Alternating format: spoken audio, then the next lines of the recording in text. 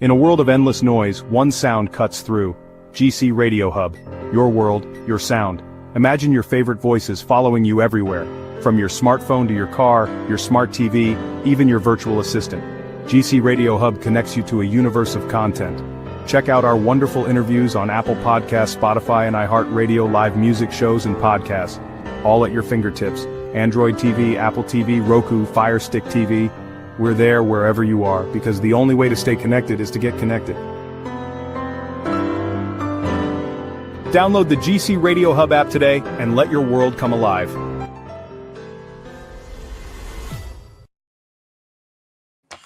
Hey everybody, how you doing out there? This is your cousin Chief from GC Radio and also Square Ring Magazine. And today we have a wonderful guest on the platform and a lot we're going to cover and expose you to. Tomasz Janas is here. And how you doing today? Thank you very much. Thank you very much for having me. It's a pleasure. So, where are you from, Tomasz? I'm originally born and raised in Poland. I moved away and I was probably 16 years old. I went to play professionally in Germany. So I left home very early. Okay. And then from Germany, where'd you migrate to? From Germany, I was in a brief station in Holland, and then from Holland I went back to Germany, and from Germany then I went for quite a few years in Greece, in Athens. So I spent majority of my playing career there, and then I sustained quite a severe injury, what kind of was unfortunate, but ended up my career as a player a little bit premature. Okay.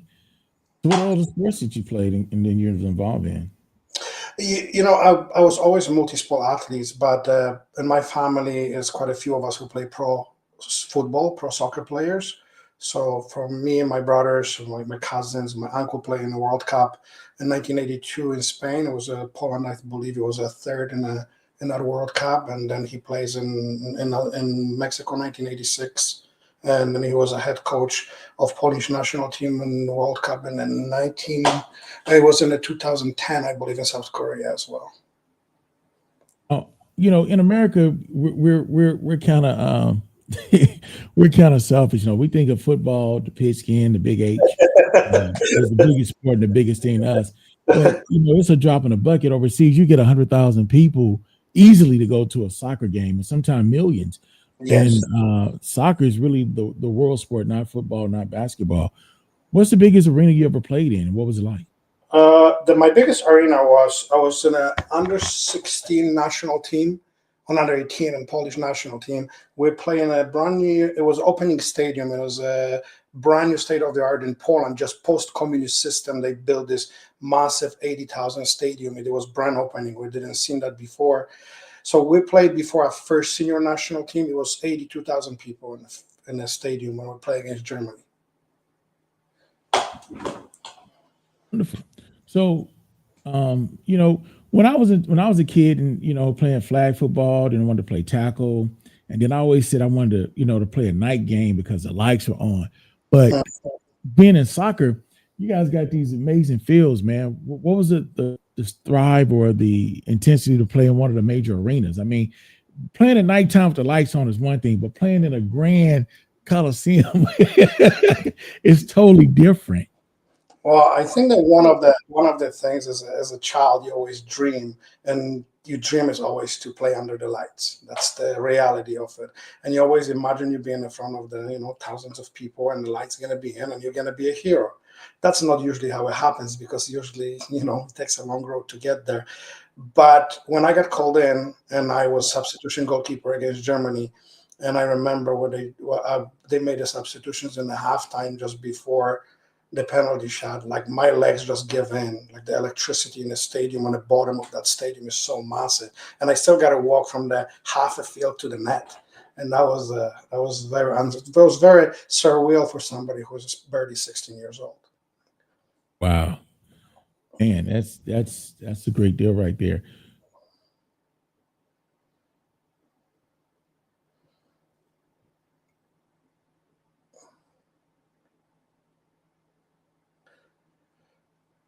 Um,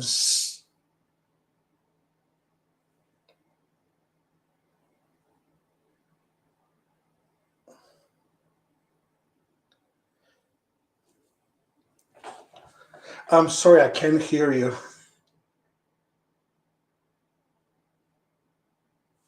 We lost the voice. I can't hear you. Hello? Now I can hear you. Okay. So being able to compete on an international scale, Yes. one thing to do it national, but to do it international, different countries, different stadiums, the best players of the world, not just of your country. What's that competition and pressure like? Well, I'm gonna put it in this way. Everything what you think you are the best in the environment you play, when you go to the next level, you're just average, and you have to work towards to be the best. So when you get scouted as a talented athlete, you thought that thing just got you there to open a door for you, and then it's all another life you have to compete to get there. Every time you get to the organizations and the levels get higher, it's the competitions and training regimes and everything has to increase because now you're fighting against a different type of athletes and they elevate you status of play. So it's a big learning curve, and not just physically and technically, but also psychologically as well. So what year did you start playing soccer? Six. When did your career begin? Yeah, I started as a six, and in Poland, everybody go like there's no community soccer, so you play in the pro clubs or you don't play at all on the street. There was no any other avenues, so your only chance to make into the club, right? So entire structure is based on club structure. Wow, that's big. How did you manage school and practice since it was such a high collegiate and competitive field? You know something, it's as an athletes, and I learned this later on in life, but as an athletes, why you and at this particular point in 2025, the multi-billion-dollar companies prefer NCAA or CIS athletes to be hired because they understand the work ethics and discipline and mental strengths they have. That was the same thing in 1980s and 1970s. You would you want something, you have to be extremely disciplined to what you do, and you have to understand what your priorities in lives are, and sometimes that's required to make a lot of sacrifices, what some people not willing to do. Yeah, but at 6 and 7 years old, those are things some grown people in their 20s and 30s still trying to develop those skills. I agree with you, but you believe it or not, in those structures, as when you grow up in a communist system, you your structure is everything, your discipline is everything. So we don't know choices, we know what we have to do. We're told what we have to do. So when you grow up in that time, this is the way how you live. You go to school for 8 hours, you go to practice, then you come home, then you come to school 8 hours, go to the practice, you come home.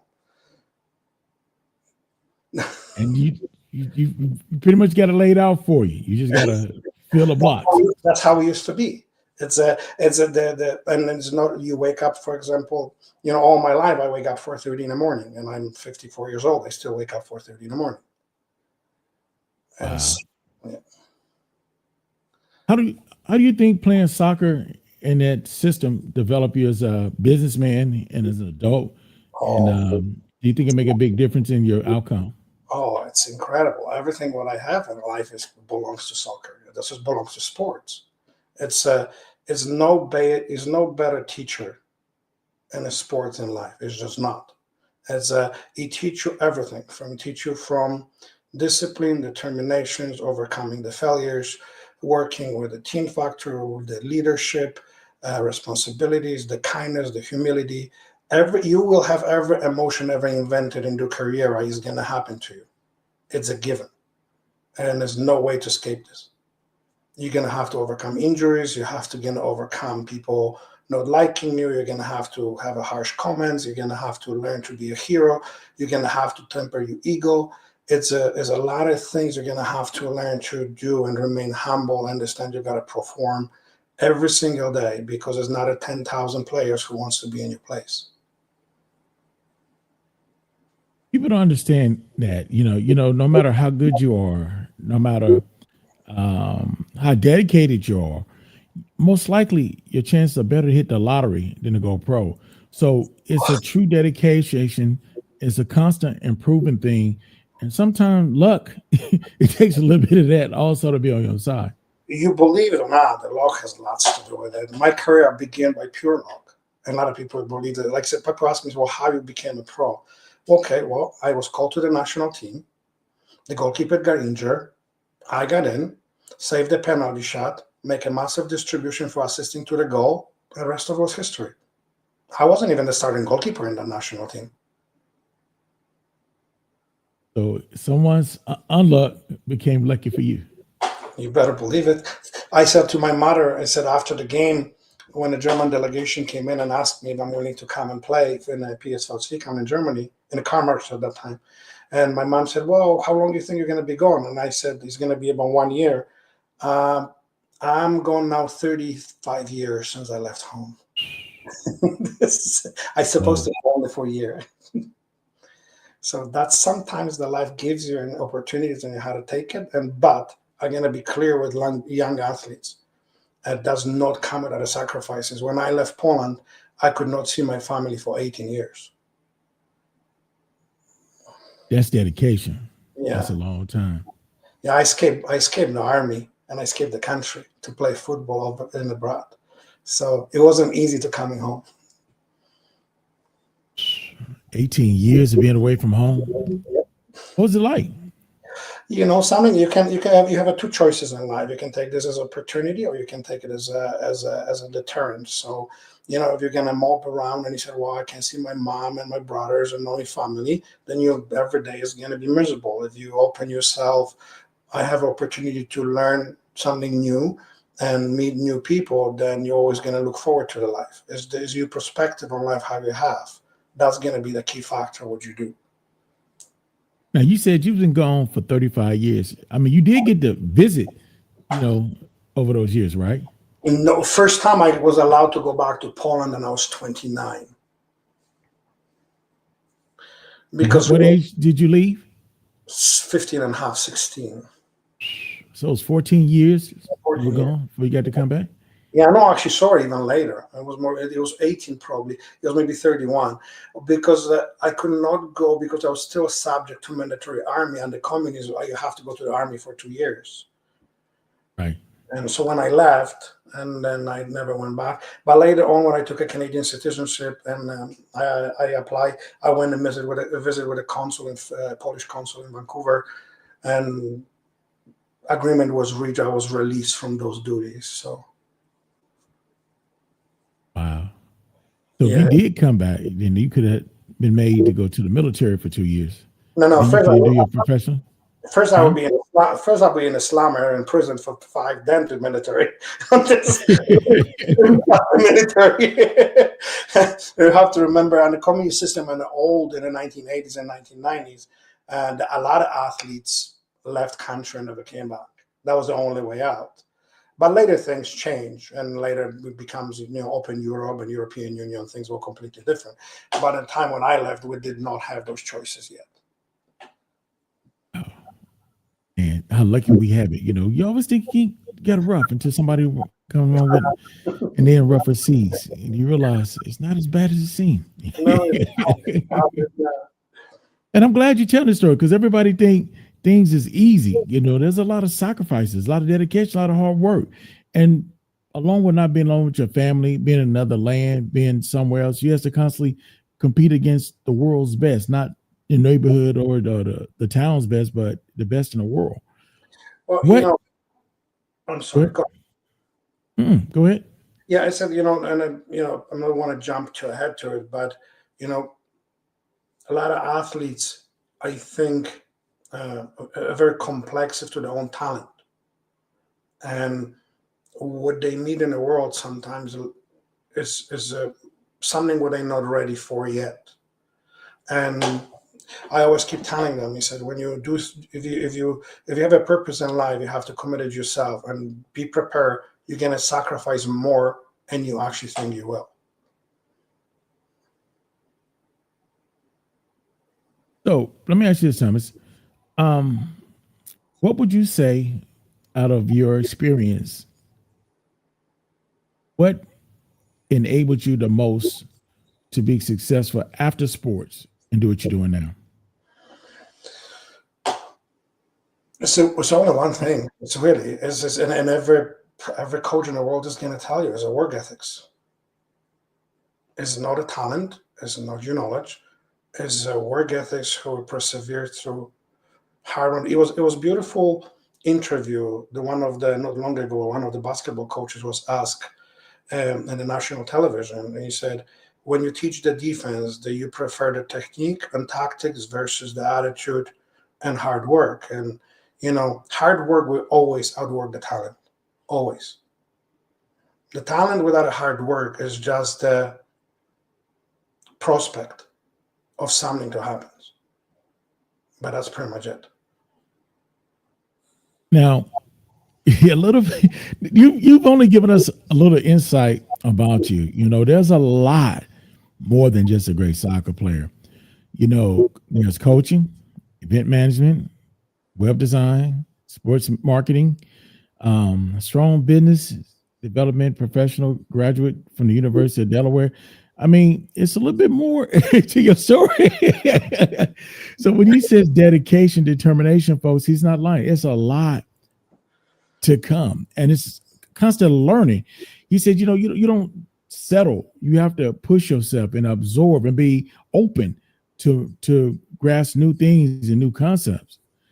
I mean, what did you see yourself doing when you stopped playing sports? What was in your psyche or vision? You know, I have to be honest because I think everybody thinks this is a glory. Before we come back into what I am today, after I retire, I went to the massive depressions. I was treated here. I flew to Canada and I was treated by Dr. Meekin, psychiatrist. And when you were trained entire life just to be an athlete, and suddenly all that thing was taken away from you. And at that particular moment, your entire life disappears. Your identity disappears. I was no longer knew who I was and what I gonna do. So I slipped into massive depressions. I was fluent here, what I was treated by. I was very lucky to meet a doctor who really kind of recognizes pretty fast and was treating me for about 24 months. And I slowly kind of was getting me out of it. But again, it's a very, very hard road. A lot of athletes will learn this in a hard way. They fell, to addictions and behavioral things and depressions and suicides. And it's a very dark world where you don't know how to deal with it. Now, in today's age in sports, we have agents, we have managers. In the old days, that was not available to you. It was you, as long as you perform, you will commodity, and sooner you stop performing, you will ability. Wow, man, that's deep. So after you get out of your depression, when did you go back to school, or what gave you the insight to do the sports management? And what exactly do you do with sports management? Well, it's my particular part is I love doing something when nobody touches. So I solve the problems who some people don't want to solve. So in the sport management for me is I went in doing the master coach and leadership, the master degree in the coaching and leadership and the sport management from University of Delaware. That was like a final aspect of it. Before that, it was a lot of different educations I have. I did a bunch of licenses in Europe, I licenses in US. I did goalkeeping pro license in US. I had a great mentors in US on the US Olympic Committee. Andrew Donnery out of Sacramento, who was an amazing mentor for me in my master program. Dr. Robinson, I worked with at University of Delaware. I was very lucky to have an enormous amount of great mentorship. It was a long time ago when I came here. I met the gentleman. He actually was the one who opens the door for me to become a professional coach. We were working together in University of Alberta. We were teaching an academy and training the athletes, and his name is Pasquale De Luca. And he was a Canadian national player. He was defender, I think, in the 1994 Olympics, if I'm not mistaken, in Atlanta. And he brought me along and showed me how to coach the professional teams. And since then, I knew if I want to do this, I have to be very educated to do this. The athletes are extremely smart. A lot of those athletes have a 4-point GPA from other universities. They're extremely intelligent. They fast problem solvers. And to be a great leader, I have to lead by example, not just follow it.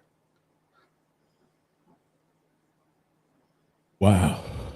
Let me ask you this. So, being in the business of sports, what advice or leadership do you pass to the up and becoming athletes when they ask you from a professional and ex athlete himself as a coach? What do you share with them the most insight, the good, the bad, and the ugly?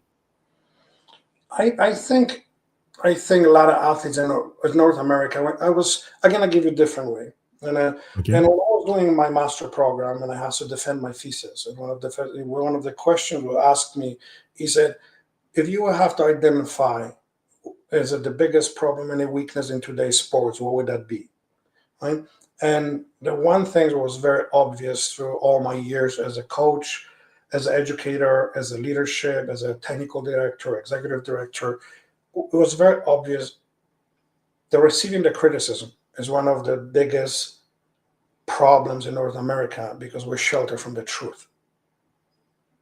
And not because the truth doesn't exist, it's just ideology of telling the truth by not to telling them so we can hear them. Unfortunately, the world in a sport does not work that way. Right? So that it becomes the main objective. I was always misunderstood coach as a leader. When I arrived, I had a very strict East European rules how I was coaching. So I went through a lot of harassments in the beginning, 1992, 93, 94. I was called the names pretty much in every name in the book you can find because my style of coaching was extremely unorthodox. It was very harsh East European ways how we train in the old country. So the Canada was not ready for that type of coaching. That was definitely obvious because that was very obvious to me. But I never changed my philosophy of coaching. My grandmother, who survived the Auschwitz, and she used to tell us, he said, if you can't be yourself, then who you want to be. So you stick to your principle, what you know. And so regardless of the, kind of pressure I have on me, I stick to my principle and I don't bend those rules. And later on in life, 10 years later, I produce a lot of national, international athletes. And not because I'm a good coach, because I have a privilege to working with them. And if you're working with them and you have a great athletes, together we can achieve the greatest things.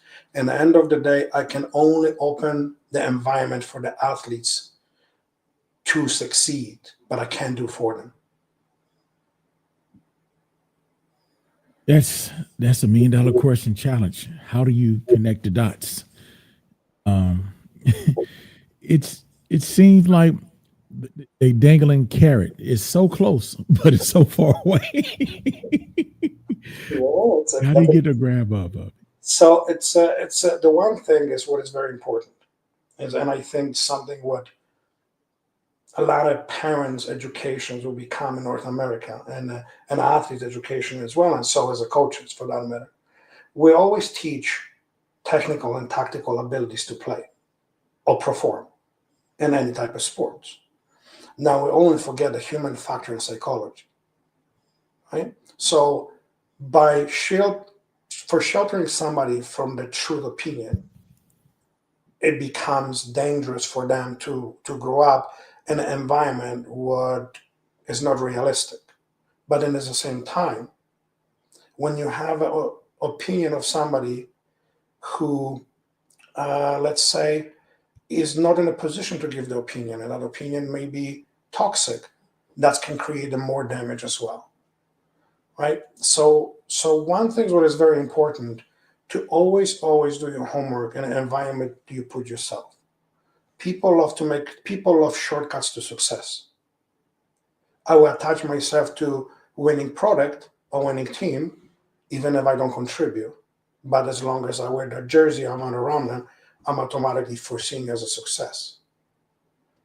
Right? I did a questions for the athletes a long time ago, and I said to them, "Would you like to be the best players in the worst team, or the worst players in the best team?"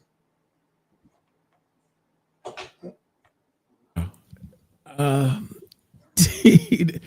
I mean, naturally somebody want to be on a good team, but do you want to be the worst player? That means you're not going to get to play. But you'll practice some of the best athletes that will make you grow based on how hard you push yourself and how optimistic you are to advance. Now, do you want to be the best player on the worst team? That means that you walk around with a bunch of yes people and you enhance other people's capabilities, but you diminish yours because you have skillful players to compete against. So that's something to think about. But what you said, that's come from somebody who has advanced in athletics. So what you're saying is not wrong. It could be deeper, but it's not wrong. And you're absolutely right what you're saying. If you take into consideration, when you have a young athlete, who's making decisions for the young athletes? It's a parent, right?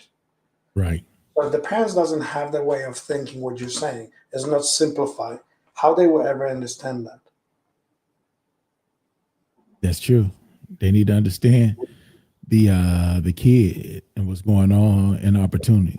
There needs to be that foundation, that basic understanding of what's really going on, what's happening, so they can navigate them the right way. Yeah, and as a parent, we have a responsibility as a role.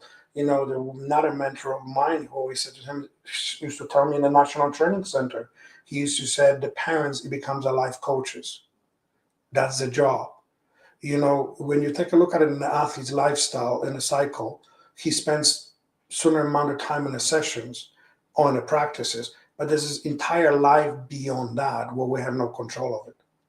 But that life can make you or can break you.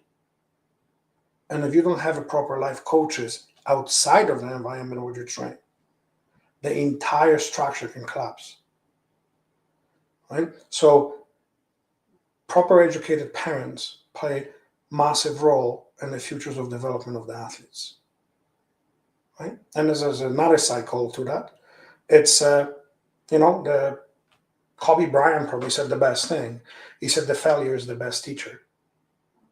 Right? You fail as many times when you're tired of failing and you start learning. Well, that's part of it. That's part of it. And the big part of it. But there's a small piece that you're living out. When you have those failures, you got to change that L from a loss to a learning tool. Mm-hmm. And that mentality will elevate you to greatness.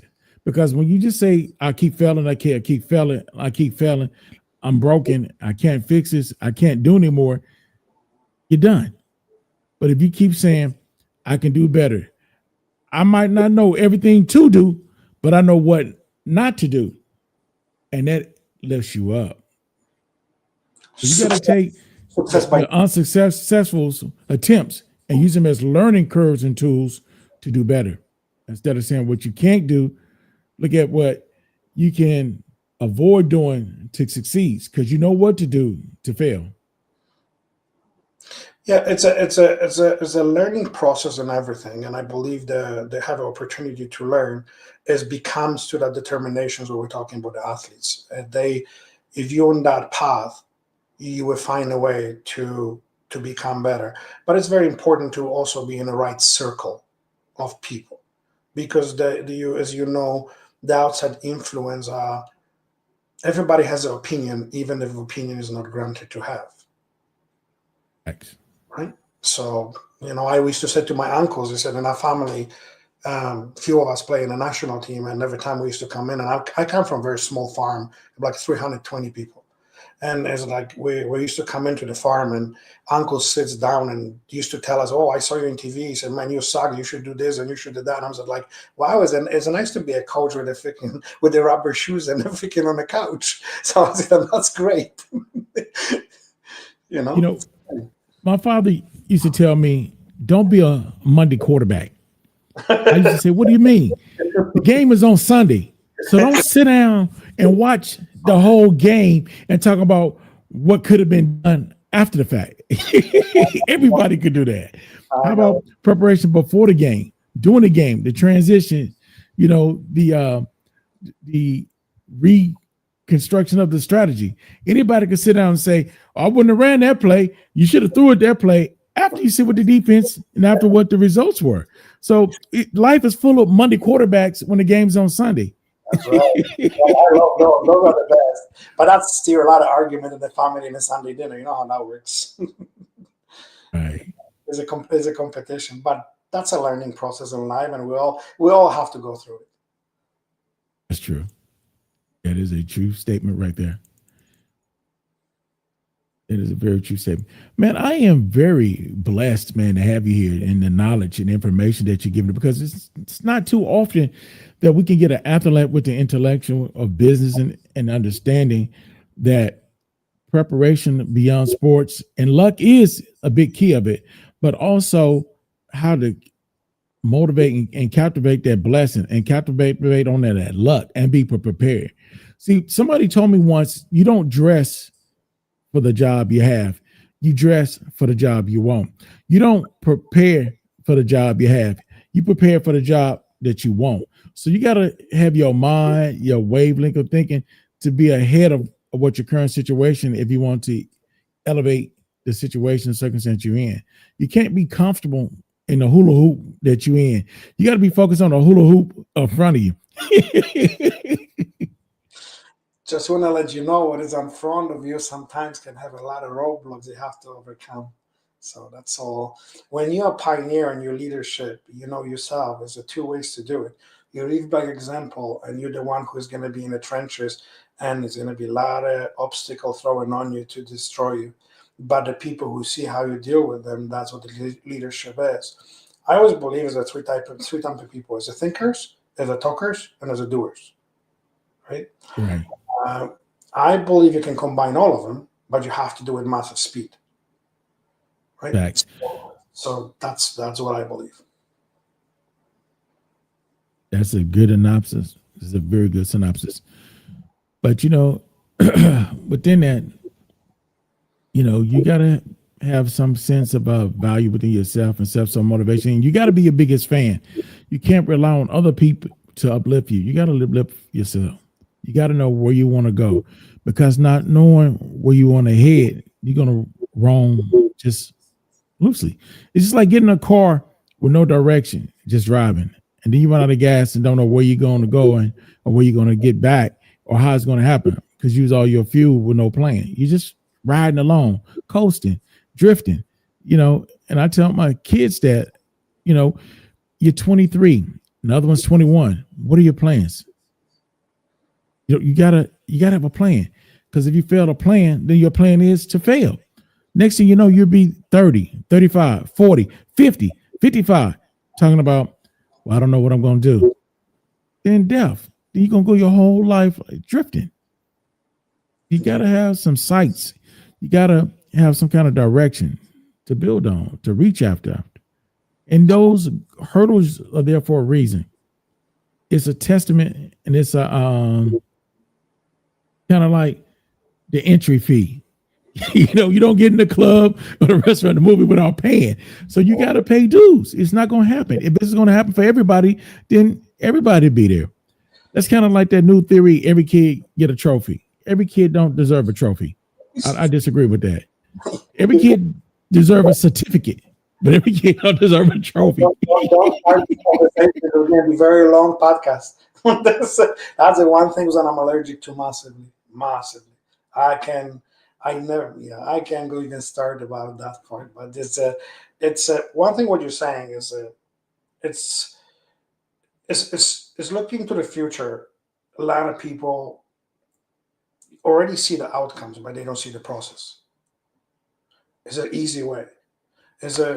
Sometimes we used to, if I would have to give the advice to any young athletes or anybody aspirations to in coaching or any type of leadership skill, surround yourself with the proper mentors.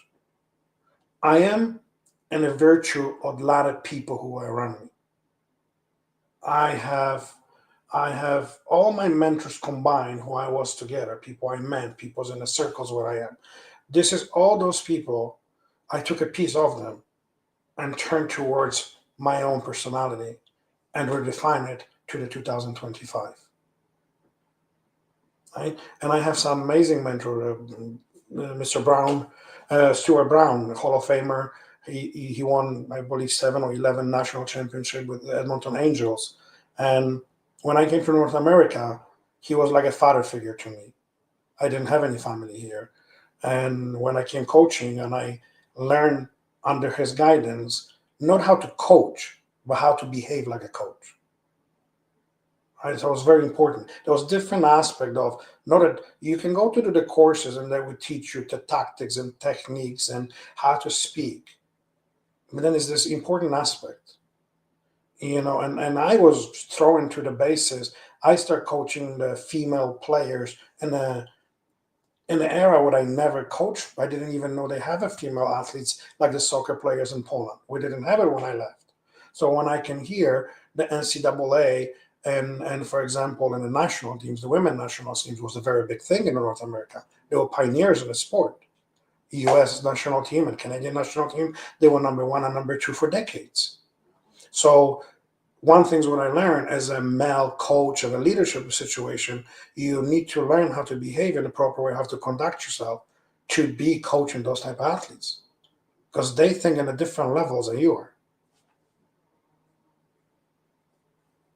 Those are facts, true facts. Very, very well put. I'm just thinking about my career as you telling me these things and my journey. I used to have a radio show, and then I left it for about 8 years because life started life and raising my kids. And when I'm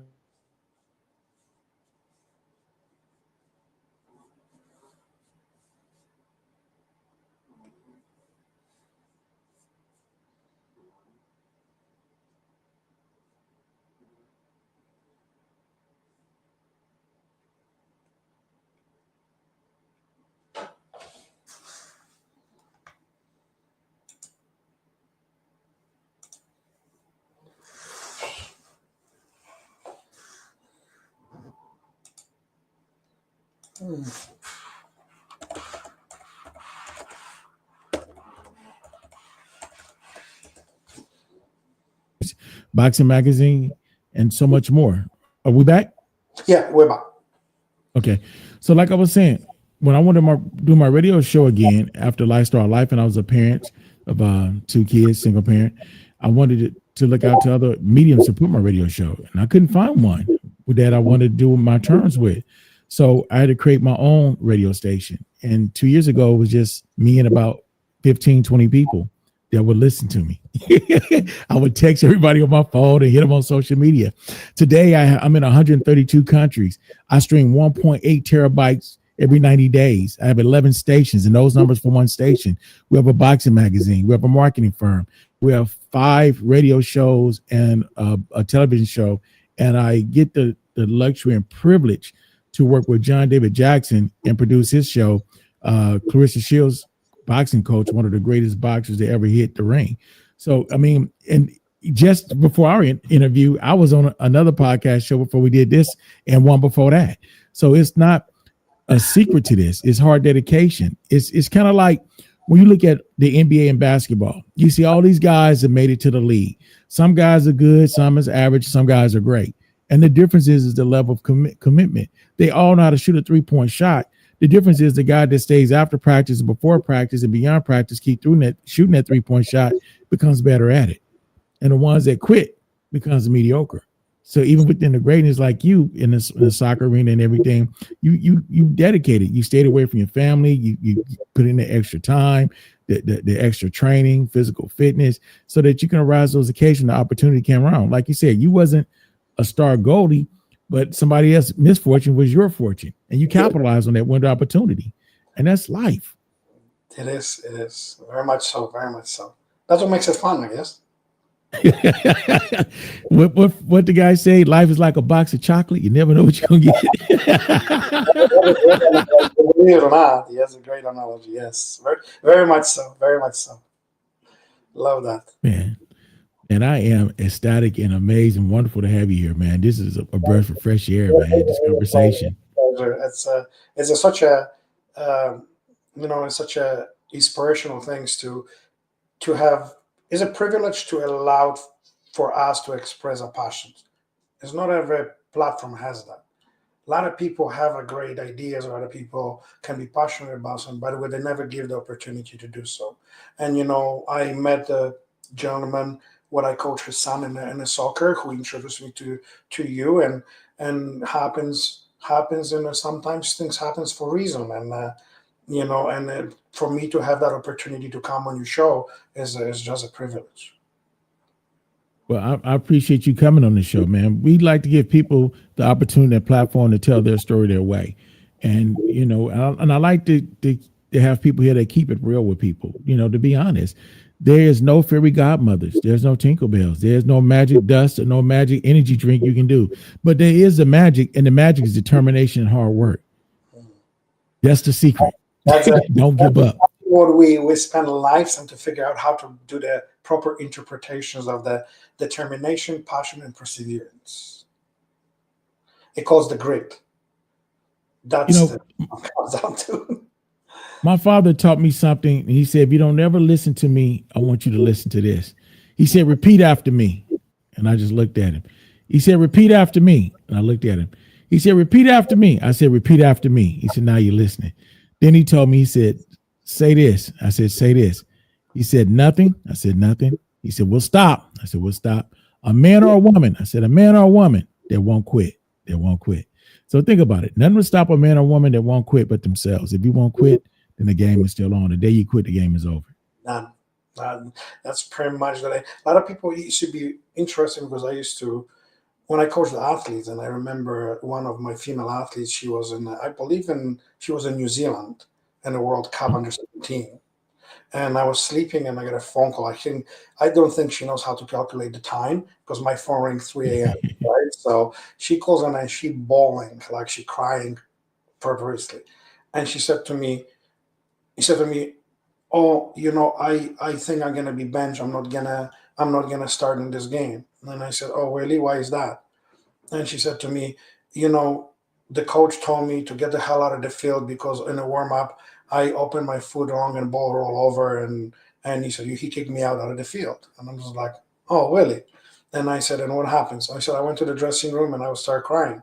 And I said, well, let me give you a reality check.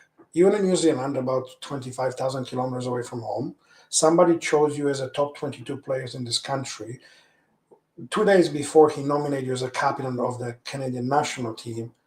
And for some strange reason, you got a feeling you got punished. Don't you ever thought you were just in the wrong place in the wrong time for the second? you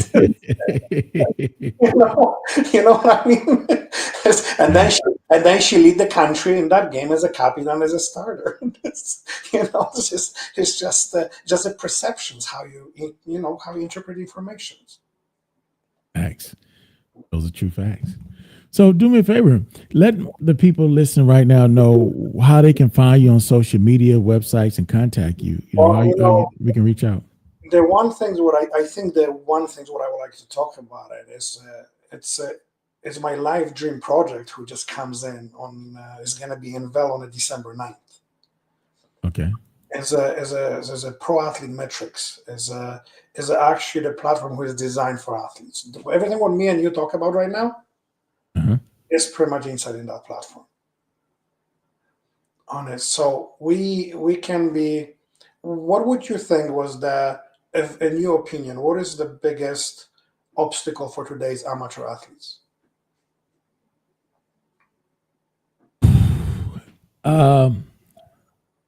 Realization. Okay. Because so much entitlement. They have to be realize that there are once amongst many people, and those that really want it. And want is a trickery word. We want to be the best. We want to have it easy. We want what we want, but do we want to do what we have to do to get it? So that's why I say realization. Do we really want it? There was a story about a man that met a guru, and he told him to meet him at the beach, and he came out there in a suit. And then he told him to come out in the water. He said, but I got on a suit. So we'll take your jacket off. So he gets out there when he takes his jacket off, and the man holds his head underwater. And he's fighting to get his head back on top of water. And then he finally let him up. And he said, why did you do that?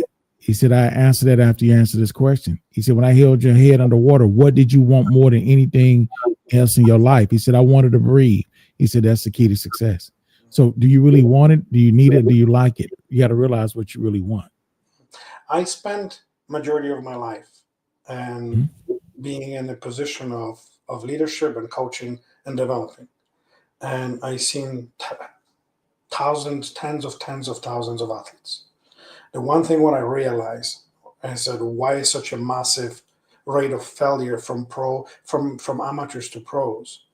It's just everything what we do in life, we're relying on somebody else's opinion, how good we are and how bad we are, and what do you need to improve, and how why you don't understand what to improve, or do you understand your own development?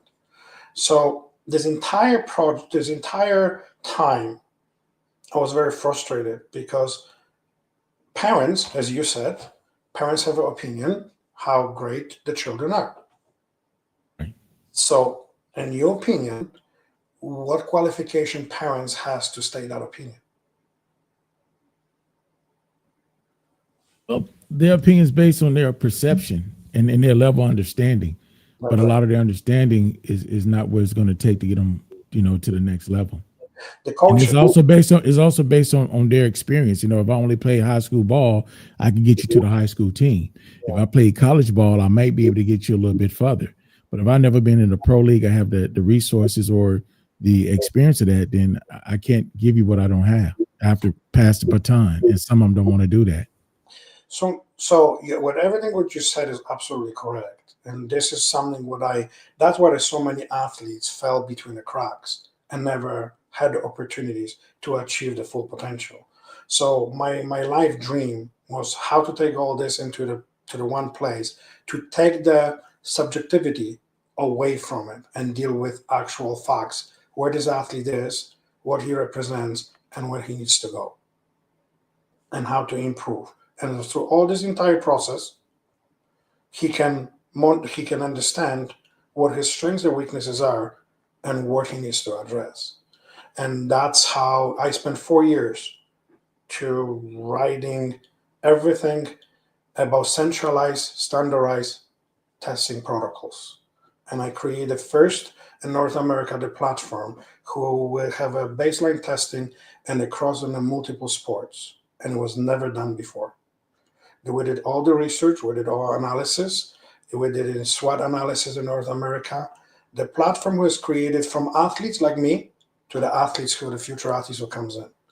It's everything in there is not opinion, is a facts. It's no longer opinion. As a facts of metrics. If you think about it, what you do every day, you wake up, what you look at it is your clock, is the numbers. That's correct. You stand Correct. up. You stand up. You have to have an equal balance to have an equilibrium so you can walk. As a numbers. When you go grab the water, how many ounces you put in up is the numbers. When you're driving the car, so what the kilometers and how much gas you put is the numbers. How much you take the money from the bank is the numbers. People don't realize it. Your entire lives are the numbers. Everything what you do is the numbers. Is the analytics in sports. People don't understand they live in a life of not everything possibly you do is you just said you have a streaming of the 1 terabyte, the 1.5 terabytes is the numbers. So I Right. took that philosophy to sport, across to multiple sports. And what I did, I found the formulas and created formulas what allows me to unify testing to tell the true story and a player's passport who are carrying him from the young to the professional. By the one click, you're gonna have every single stories of analytics and numbers, not a subjective opinion. So when this entire platform, I kept this very guarded. Nobody knew about it for 4 years. I had a 13 engineers or 14 actually who are working on it. They're just finishing touches on it. I want to take the subjectivity away from that and standardize the testing. Think about you in any sports, you give me any sports in the world. Preseason, what it starts from? Fitness testing. Why you need a Right. fitness test? Or because you need a number to figure out where you are before the season. And that's your starting point, how you want to improve it.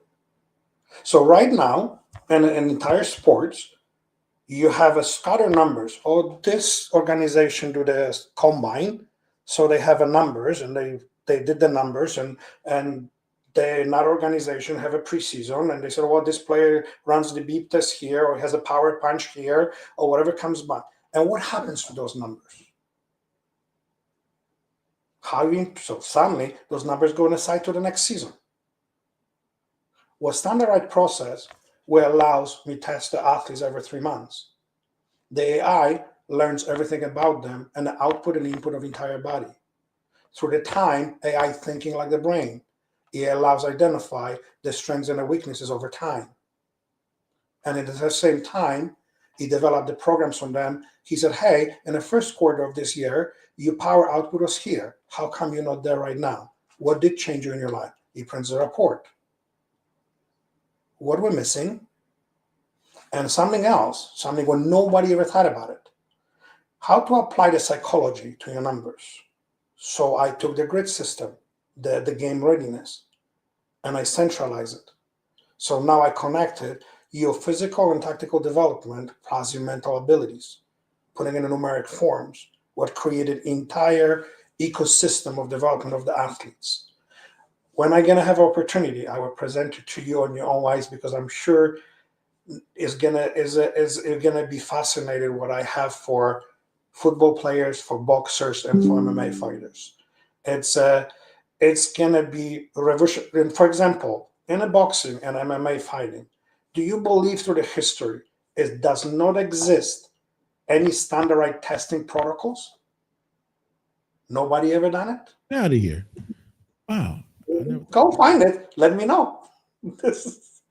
Right. So when I was approached, and I said, man, I would love this project. This is forward thinking for me. And I designed it. So I designed it for fighters. So ideologies like this, when let's say, for example, you have a son, and a son is 8 years old or 9 years old, and he is a fighter. And then every 3 months, we go through the standardized testing. The test is the same all the time. I've created the protocols for 11 different sports right now when we're speaking. And the test will be the same time, the same way, distribute only by certified centers or certified coaches who allows to do it. I will never, ever make this system available for people who tainted the data. Will be not allowed. And my system has an entire security background. And anybody who touch any changes, it alerts me right away. Versus comes in. So the credibility of data is like this. If you said you want to skew the numbers for your child, it's the same thing like lying to him. So I don't want that. I want to have a purity. I want to have the truth. If these athletes can develop in a certain way, those numbers will show. And then we can use it, and we use it. So I create algorithms of the AI who will learn about this particular athletes, and over time, he will learn his behavior and will predict development for the next 8 to 12 weeks, and where the peak performance needs to happen and how we're going to get there. And that's pretty much, I'm the first platform in the world who standardizes to multiple sports. It doesn't exist. Man, that is amazing. That is amazing, bro. It's and I love to have opportunity to show you. We have a unveiling for private few people who comes in on a December 9th. And this is 33 years of my life is inside in that brain. But I'm going to tell you when the story came from. And I think you can appreciate this. I hope you do what I'm going to say right now. Okay? Okay. It's the movie with Kevin Costner, Hidden Figures. Okay. You know the movie? Yeah. Okay. It's a scene in that movie. And that scene unlocked entire potential how I build this platform. Okay? I'm watching this movie, and in this movie was a particular thing where he says, Kevin Costner, he said, how are we going to create the numbers to bring in the capsule down to Earth? And the scene goes like this. Maybe we're looking on this wrong. Maybe we're looking in a physical, philosophical way of the stuff. Maybe we need to looking in a numeric way. Maybe this is not a new math, we have to invent it. Maybe you use old math who already exist. Oracle methods. When it came in and took the old math 100 years ago and applied it to new problem. I took it old, everything what we do for the last 100 years, just brought it to 2025 and addressed the problem who exists today. Objectivity of the athlete and his performance. So I took the old math, everyday life, to the athlete's development. And that's how it happens. And I would love to see the process, man. I'm very intrigued, man. I would love to see that be a part of that group. And absolutely. I'm more than happy to guide you personally, and I'm more than happy to I can't show you all the algorithms and things what I do because we'll be giving up a lot of secret, but I will show you everything what it works. Yeah, I don't need to see the intellectual properties and that aspect, but I would like to see the physical aspect, how it works. I don't need to know your secrets, but I'm just intrigued to see that you've come up with such a concept and found a theorem, not a hypothesis, but a theorem, something that's proven that works. I'd like to see the end results. Absolutely, and something. It's like I believe it's gonna be a slow process. I'm gonna make sure I spend very clear time. I didn't make this for money. I know what was missing in my life. I know how many people told me I wasn't right, or I didn't make it, or I'm never gonna play. I already hear all that, right? And I also seen an athlete who fell in the crack. I was technical director, I was exec, I was a coach. I seen how many great players would never became the great players because somebody said so. With that objectivity needs to be gone. Because every athlete and every child deserves a fair shot.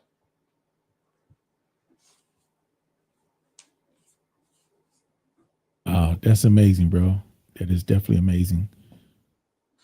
I hope you. I'm telling you, I can't wait when I can actually work with fighters and MMAs and boxers. I think the unique abilities, the brains and the power combined together, is to be able to measure and be able to improve and create a pathway to them, how to things and how to do. It's going to be, at least they give them the standardization abilities to things, how to find this one extra second what they need. Thanks. Yeah, so it's it's always good stuff, but it's as you can see, I'm very passionate about last sports. I lived sports all my life since I was 6 years old. So, but no, I also have to tell you because my analytics comes from a lot of different places. For 11 years I worked with the Seattle Sports and Science, the ball machine Victa 2, all the distribution ball machine for football. I'm the one who wrote entire protocols for them. So the another thing is, and I'm also the prop trader. I trade professionally in the stock markets as well. So I'm extremely good in algorithms and extremely good at reading things. So I have a lot of online things in place. I'm about to get in your master class for the algorithm thing, man. I need to get in that class like yesterday. If you can throw those diplomas there, that's because I was born. Right. I have to constantly be challenged. Otherwise, I can't function. I got a challenge for you. You have to teach me how to do the algorithm thing. I'm gonna give you a challenge. I'll be there, man. I'll be there with you, man, all the way. Whatever you need. Listen, I'm just grateful to give me the opportunity to tell my story. It's an amazing platform, and I really appreciate it. I appreciate it. Any final words you want to tell our audience before we tap out? Something, just be patient. And the next week, I think that, I have quite a vision, and I'm hoping by 2030, the big vision is to have a fully implemented standardized testing for all athletes. I believe there's a big things to come. I believe the athletes from the amateurs going to finally have a clear pathway to understanding how to develop, to understanding what it takes to get to the next level. And I always believe to find the right people and be in the right environment, because that's the only way how you progress in life. The toxicity is everywhere. The positivity, you wake up every day, you have two choices. You can be miserable or you can be happy. Choose your path wisely. and believe only in two things. You believe right or wrong. There's no gray area between it. That comes to you participation medals and this stuff. Those things you like it or not, is 3 outcomes in a game. There's a win, a lose, a draw. Right? So Thanks. if you believe everybody has every time the game starts or any type of event starts, you have an opportunity to do that. You have opportunity to win, to draw, or to lose. But nowhere there they give you flowers or participation ribbons because you show up. If they do, you're in the wrong sport. That's it. That's my final words. Well said. Well said. Well, I just say my famous phrase at the end of the interview. We hope we leave you better and receive you with a smile on your face and grace wherever you go throughout the day. You can always catch us at gcradiohub.com, also at Square Ring Magazine, srmmag.com, or you can go to YouTube and type in GC Radio and catch all the interviews. If you don't like those outlets, we're also available on Spotify, Apple Podcasts. We're on iHeartRadio. We're on Siri, Alexa, Roku, Gemini, and all those other search engines. So you can always find GC Radio, Square Ring Magazine. I'd like to thank you guys for tapping in. Please go to the social media, check us out. Hey, don't leave us. Don't leave me. I'm going to be right back. We're going to close out the intro and video. And thank you guys again for tapping in. In a world of endless noise, one sound cuts through. GC Radio Hub. Your world, your sound. Imagine your favorite voices following you everywhere. From your smartphone to your car, your smart TV, even your virtual assistant. GC Radio Hub connects you to a universe of content. Check out our wonderful interviews on Apple Podcasts, Spotify, and iHeartRadio, live music shows and podcasts. All at your fingertips. Android TV, Apple TV, Roku, Fire Stick TV. We're there wherever you are, because the only way to stay connected is to get connected. Download the GC Radio Hub app today and let